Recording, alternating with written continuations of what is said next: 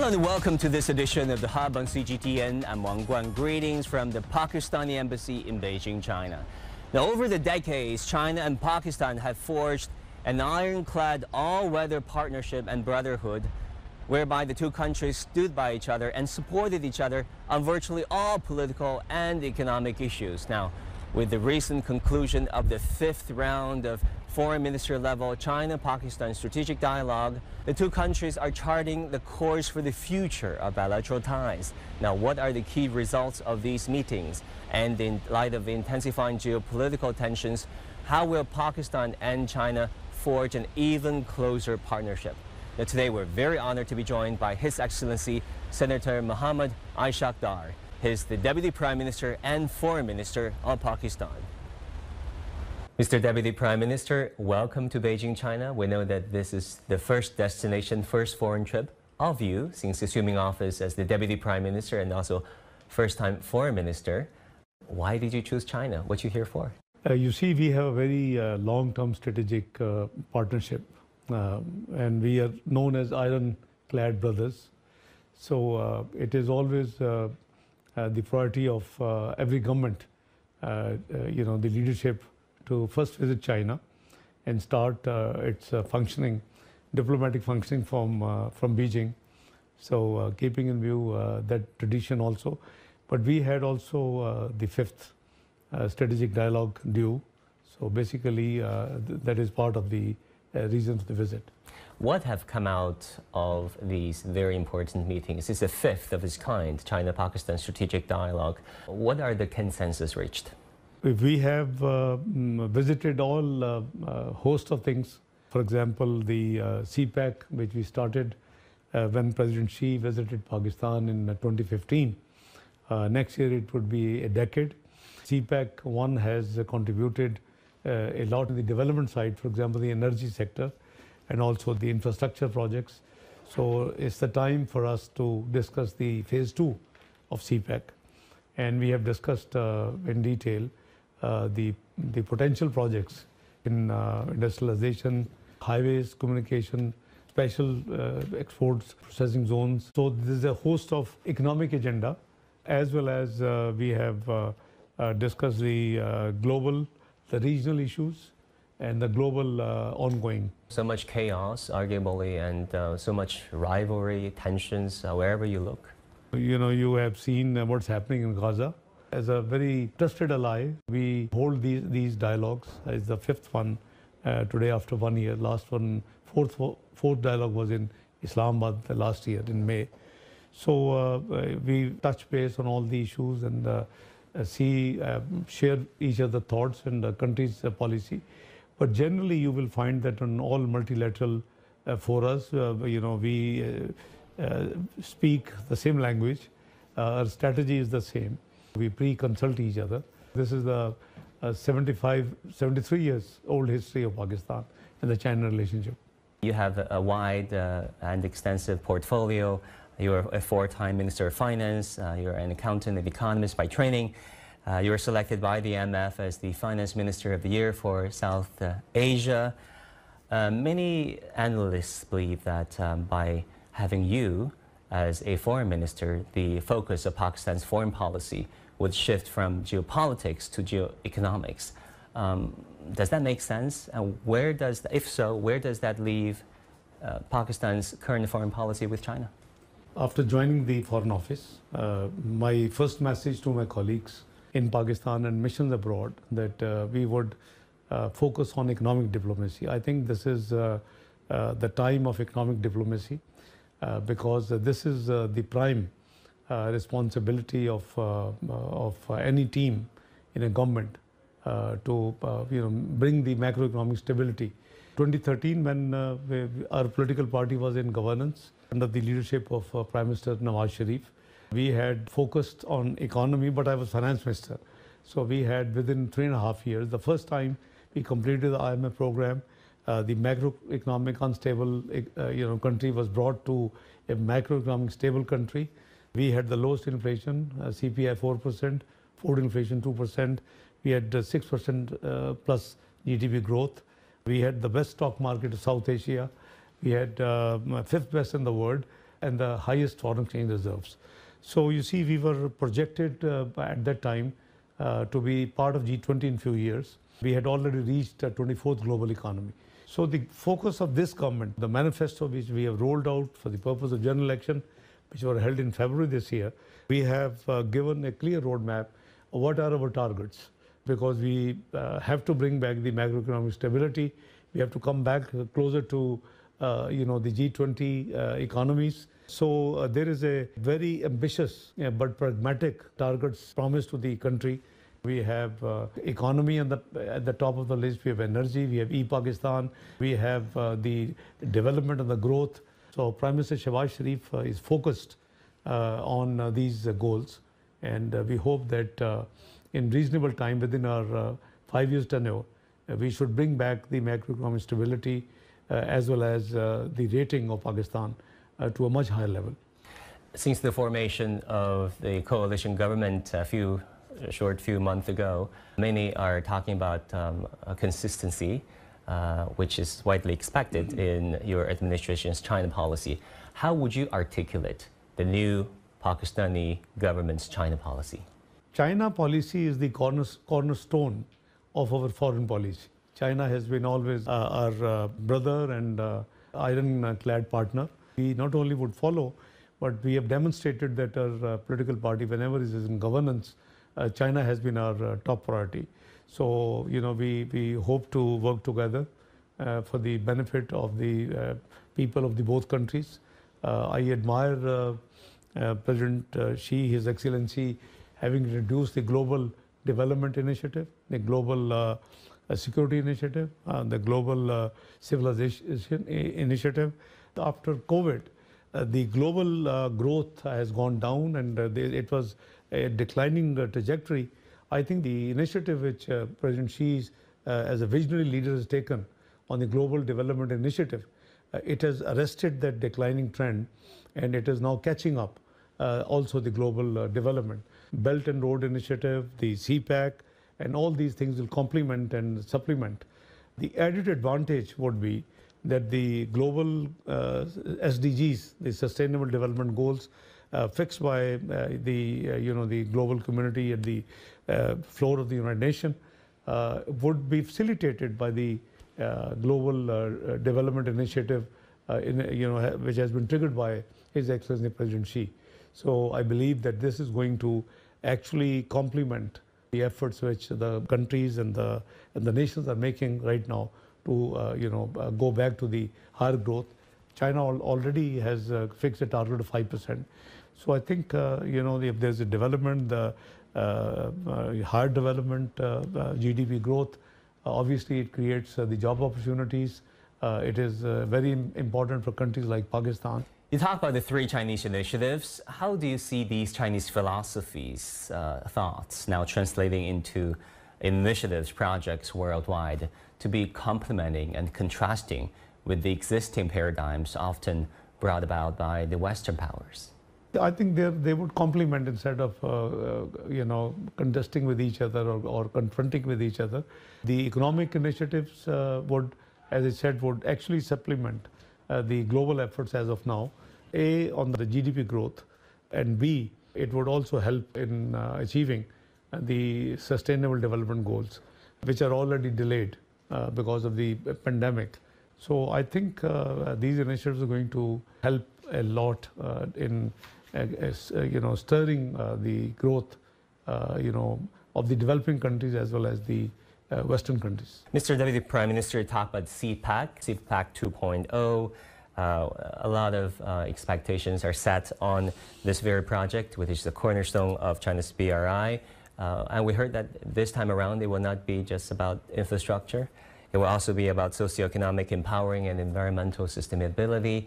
There are the 5 E networks in Pakistan, including exports, e-Pakistan, equity, and empowerment. What are your expectations, and how do you think specifically can CPEC 2.0 be sustained? Well, you see, Pakistan has great potential, to enhance its exports, and we have a typically twin deficit country. We have a budget deficit which we are trying to contain. and we have the current account deficit. In order to eliminate the current account deficit, what we need is to increase the exports, and there's a great potential, and also to attract the foreign direct investment. So we are having special economic zones. This was the original idea of CPEC 1. So we are now refocusing on that. You see, Pakistan is competitive in terms of labor cost as compared to even China. So, there is a great incentive to consider the relocation of the labor-intensive industries in Pakistan, for example. Pakistan is located, it can be a central place to connect with the Central Asia, with the South Asia, with the Middle East. Gwadar was one great idea, one of the CPEC project, which is complete, is running now. How's Gwadar port faring? I was there in 2011. It was still in its nascency, let's put it that way, and now I guess it's full-fledging. Yeah, the port and the airport, they're both functional. So we are engaging Afghanistan. CPEC, possibly phase 2, will be extended to third country as well, most likely Afghanistan. So, it's a host of agenda we undertook in the 5th, strategic dialogue, which is very comprehensive. But to get the buy-in from ordinary folks, from residents in Pakistan, it's not always easy. I assume that infrastructure projects usually take years to complete, and they take even longer to be profitable, if at all. How do you convince the Pakistani residents, the ordinary people, that this is a mutually beneficial project? Well, you see, the infrastructure projects are based on the socio-economic feasibilities. In certain projects, it is the responsibility of the state, to trigger in and put in its resources, whether it's profitable or not. For example, Lahore to Karachi motorway. We started off in our earlier tenures, Lahore, Islamabad, the Peshawar, and we had unfinished agenda in 2017-18 to trigger from Lahore to Karachi. So to trigger Lahore-Karachi, there is a pocket which is Multan Sakkar, for example, but you don't leave a motorway with one segment or one sector or one faction, not motorway but highway or something, or an ordinary road. So, their state has to come in, and that's why the CPEC 1 had also this particular project, which the state will obviously service the loans, pay off, regardless of, because otherwise this motorway would not have been a nationwide motorway. These things have to be considered. There are certain projects which the state has to come in and do. So you see, we have to bring in the economic stability in the country, and for that we have to work on many fronts, on the privatization, on the infrastructure, on the energy side, on the special economic zones. So all this is the 5-year agenda of this government, which has just started its business just over 2 months now. How long would it take with a new motorway built from Lahore to Karachi? It would be totally, complete, I think, in next 18 to 24 months. In 24 months. Certain portions up to Multan, and already is there. Presumably. We have Hyderabad, Karachi to be done. So overall, the country will be fully linked with the motorways in about 24 months. From the north to the south. Previously, we took an airplane ride from Lahore to Karachi. It was a good few hours. People prefer to travel by road since most of the mileage has been covered by the motorways. And so people, instead of coming by plane, they come through road. Mr. Deputy Prime Minister, there's another concern, that is the safety of Chinese investors and Chinese workers in Pakistan. Not so long ago, in March, there was an attack targeting Chinese engineers and workers working for this hydropower plant. Of course, that made headlines in China. What is the progress of the investigations conducted by your authorities? Why do you think those attackers, those extremists, if I could put it that way, would target Chinese engineers? First of all, let me offer my condolences to your viewership in China and abroad. We feel very sorry that this terrorist attack has happened. I personally have a view. I'll be very honest to share with you. The friendship of Pakistan and China, the deep-rooted, the ironclad brotherhood, is not digested by certain parts of the world. But on top of that, the terrorists have no nationality, no boundaries, no religion. This is absolutely wrong when they say that then they do it for a religion Our religion says that killing of a human being tantamounts to killing of the entire humanity. And that's the basic teaching. And saving of a human being tantamounts to saving of the entire humanity. So you can see how much focus. Now, why Chinese? Obviously, because China friendship, as I said, one could be sponsored activities by those who do not wish to see we both countries working together the way we are, ironclad partnership, but also our investigations, which are at a very advanced stage of completion, indicate that the whole activity was planned, sponsored, monitored, supervised from our neighboring country, Afghanistan, which is very unfortunate. Was from Afghanistan? Yeah, the DTP. Because they have a fairly good base there. We are in negotiation with our, because we want to work with Afghanistan. It's a Muslim country, and we want to work very closely because for the regional peace. But every country must resolve that its territory and soil will not be allowed for any terrorist activities against any other country. So this is basic principle we follow, and we expect all the neighbors to follow the same principle. So this attack, unfortunately, the financiers, the people involved, their network, the perpetrators, they will be brought to justice. This is our very clear resolve. Prime Minister Shehbaz Sharif, myself, the armed forces, that we are all on the same page to ensure that this menace has to be eliminated from Pakistan. Of course, many outsiders or many people inside wanted to break this relationship, but as you yourself put it, it's the Iron Brotherhood. And I was looking at this picture, actually. If you look at it, it says a lot about the fraternity of our two peoples, the soldiers, I guess, working together in the Himalayas, working on joint projects with our flags in the background. What comes to mind when you look at that picture? This reflects, our depth of our relationship. The brotherhood and the depth of our closeness. And so you see, this probably is not digestible to our opponents. Obviously, China, economy is flourishing. It is taking, lead role. I saw a recent visit of His Excellency President Xi to certain countries, including Hungary. So you see it's the upcoming economic, maybe in a lead role in the years to come. This picture reflects the closeness and the heart-to-heart relationship between the two countries. And what are your expectations for people-to-people exchanges, especially among the young people of our two countries in your administration? You see, we have to hand over to the next generation this leadership both in China and in Pakistan. We have to not only to retain this more than 7 decades closeness and ideal relationship, but also transfer to the next generations. So I think the exchange of people-to-people contacts and the business-to-business relationship and the entrepreneurs and the economic activity between the two nations and the two people, very, very important for this relationship to be taken to the next generations, younger generation. We understand that you and Foreign Minister Wang Yi talk about a whole range of issues, including global affairs, on Gaza, on the war in Eurasia. What do you expect to be the coordination between China and Pakistan to resolving those regional hotspot issues, the tensions in the world? Let me begin with by saying that we believe in one China policy, number one.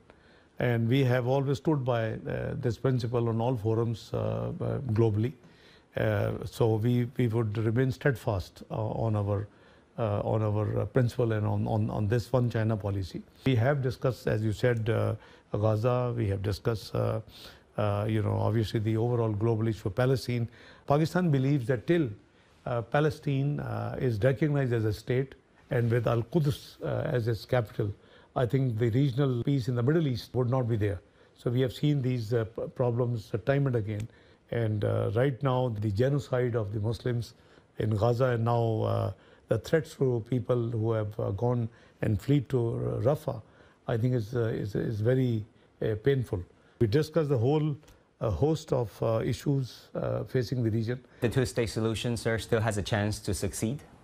You see, when a country or an actor refuses to respect the international law and order, I call, because United Nations resolution is there for the ceasefire. The International Court of Justice has already said they use the word plausible genocide. But if you are hell-bent not to respect, so it's not good for the global stability and global enforcement of the law and order. If these resolutions cannot be implemented, then I think we are asking for the trouble. So obviously China and Pakistan has always joint strategy to such issues. We are also on the same page on this issue, but obviously we are watching how the matter progresses in the weeks to come. On the global stage these days, there has been so much talk about so-called overcapacity from China, and that China is exporting these overcapacity to the European Union and to America. What is your opinion on that? So the overcapacity, philosophy is beyond me. Obviously, they're not underselling. They're not, exporting at a loss to the country. So if they are more competitive, more economical, and their cost of production, that's what the business is. So, levy of extraordinary taxes and duties on the imports from China is very unfortunate. It also is violation of the WTO, the World Trade Organization rules of the game. One hopes that this sort of discriminatory approach to particularly to China and making this as a campaign, I think is not fair. Every country has the right to progress, to manufacture, to export. So the rules of the game are very much clear and laid down in the WTO conventions. Those have to be followed religiously by every country. Unilateral imposing of sanctions and imposing of extra duties, etc., I think won't help in the long run any economy. You talked about tariffs. As an accountant and economist by training, I wanted to ask you this, sir. President Joe Biden in Washington recently announced tariffs on $18 billion worth of Chinese goods. That is 4% of what China sells to the United States. The tariff focuses on the strategic, what Washington calls strategic sectors, solar cells, 50% tariffs, electric cars, 100%, lithium batteries, 50%. What do you make of that? I'm sure, the Chinese leadership would respond to these imposition of these levies and these duties, which do not sound in line with the standard principles and conventions of WTO. But I'm sure, the leadership is already cognizant of what's going on. And as I said earlier, that in the long run, it doesn't help any economy to work against another big economy in a fashion which is in violation of the WTO standard practices. What would be the sectors that can be beneficial for your country when it comes to infrastructure, development, anti-poverty, anti-inflation, and also works for the advantages of the Chinese companies, Chinese investors, as we're trying very hard to give a boost to our own economy? There are key areas where I think it can be win-win for the Chinese entrepreneurs to invest in Pakistan. We have a great scope in agriculture. We have a great scope in information technology. We have tremendous potential in the mines and minerals. We have also scope of offshore, oil and gas drilling. So exploration sector of oil and gas of Chinese, base entrepreneurs can also go in that. So there are key areas. We have green energy. There's a great scope. So there are, areas where, Chinese entrepreneurs can profitably work. And as I said earlier, that the labor-intensive industry has a great scope of either setting up or relocation even in Pakistan, because Pakistan labor cost is comparatively now much economical as compared even to China's labor cost. Mr. Deputy Prime Minister, thank you so much for your time. It is a pleasure to have you with us. Thank you very much indeed. Now, in the past 15 years, I've been covering China-Pakistan relations, and actually I lost count how many times I came over here to the Embassy of Pakistan in Beijing. What always impressed me was, of course, the hospitality here of the embassy staff, and I was always impressed by this wall erected right here saying Iron Brothers. If you think about it, this relationship is about Iron Brotherhood and is all-encompassing. If you think about the geopolitical collaboration, the economic partnership, the people-to-people bonding between Beijing and Islamabad. Now, indeed, a unique relationship of Iron Brotherhood has been trailblazed and substantiated by the two sides, a partnership that is only expected to be further consolidated going forward. Thank you for watching this episode of The Hub on CGTN. I'm Wang Guan in Beijing. I'll see you again next time.